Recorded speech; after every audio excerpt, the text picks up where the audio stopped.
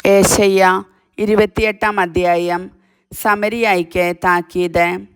എഫ്രായിമിലെ മദ്യപന്മാരുടെ ഗർവിഷ്ഠ കിരീടത്തിനും മദോന്മത്തരുടെ സമ്പന്നമായ താഴ്വരയുടെ ശിരസിൽ അണിഞ്ഞിരിക്കുന്ന മഹത്തായ സൗന്ദര്യത്തിൻ്റെ വാടിക്കൊഴിയുന്ന പുഷ്പത്തിനും ദുരിതം.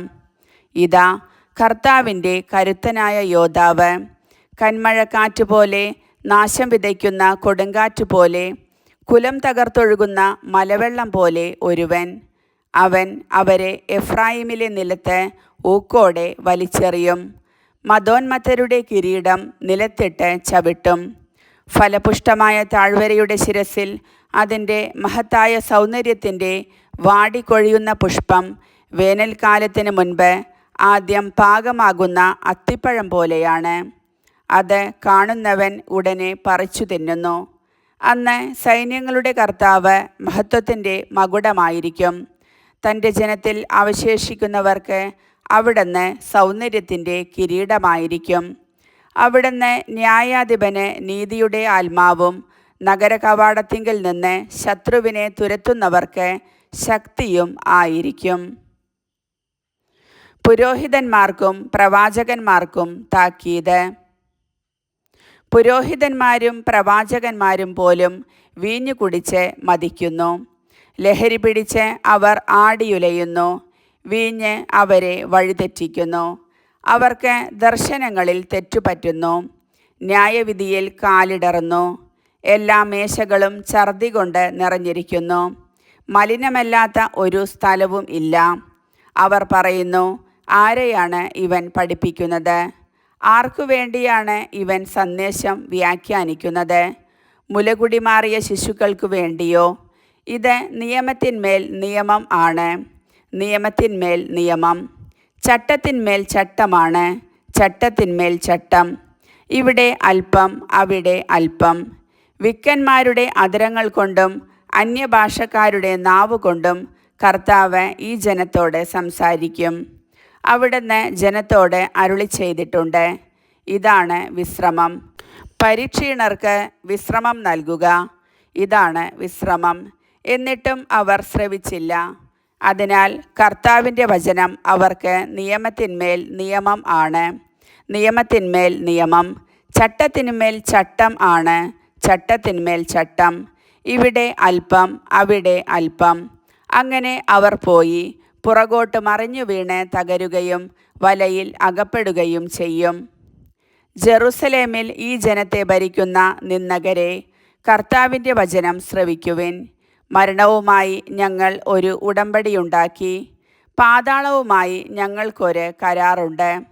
മഹാമാരി പാഞ്ഞു വരുമ്പോൾ അത് ഞങ്ങളെ സ്പർശിക്കുകയില്ല.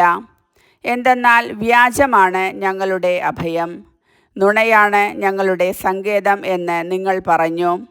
അതിനാൽ ദൈവമായ കർത്താവ് അരുളി ചെയ്യുന്നു, ഇതാ ഞാൻ സിയോനിൽ ഒരു കല്ല്, ശോധന ചെയ്ത കല്ല് അടിസ്ഥാനമായി ഇടുന്നു.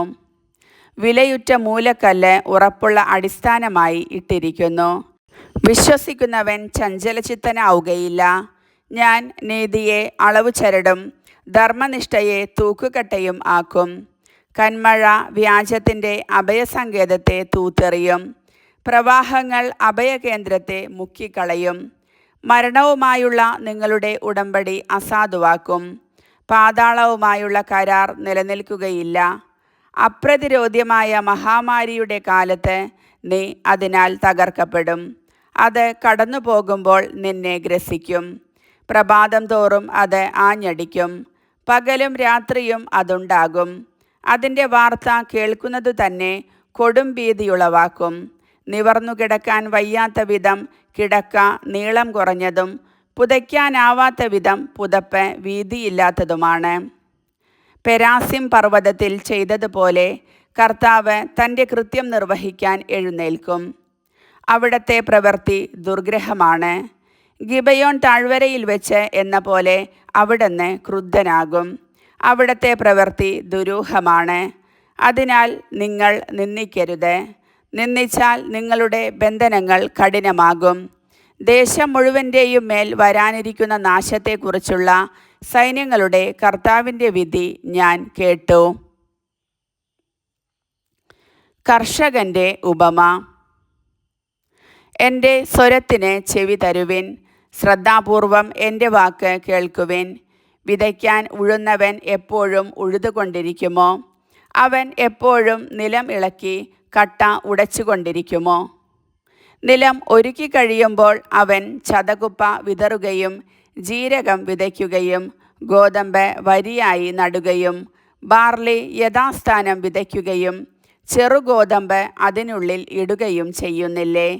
എന്തെന്നാൽ അവന് ശരിയായ അറിവ് ലഭിച്ചിരിക്കുന്നു, അവൻ്റെ ദൈവം അവനെ അഭ്യസിപ്പിക്കുന്നു. ചതകുപ്പ മെതിക്കാൻ മെതിവണ്ടി ഉപയോഗിക്കുകയോ ജീരകത്തിൻ്റെ പുറത്ത് വണ്ടിച്ചക്രം ഉരുട്ടുകയോ ചെയ്യുന്നില്ല. ചതകുപ്പയും ജീരകവും വടികൊണ്ട് തല്ലിക്കൊഴിക്കുന്നു. ധാന്യം മെതിക്കുമ്പോൾ അത് ചതച്ചു കളയുമോ? ആരും തുടർച്ചയായി മെതിച്ചുകൊണ്ടിരിക്കുന്നില്ല. കുതിരയെ കെട്ടിയ വണ്ടി ഓടിച്ച് ചക്രം കൊണ്ട് അത് ചതച്ചു കളയുന്നില്ല. സൈന്യങ്ങളുടെ കർത്താവിൽ നിന്നാണ് ഈ അറിവ് ലഭിക്കുന്നത്. അവിടുത്തെ ഉപദേശം വിസ്മയനീയവും ജ്ഞാനം മഹോന്നതവുമാണ്. കർത്താവിൻ്റെ വചനം.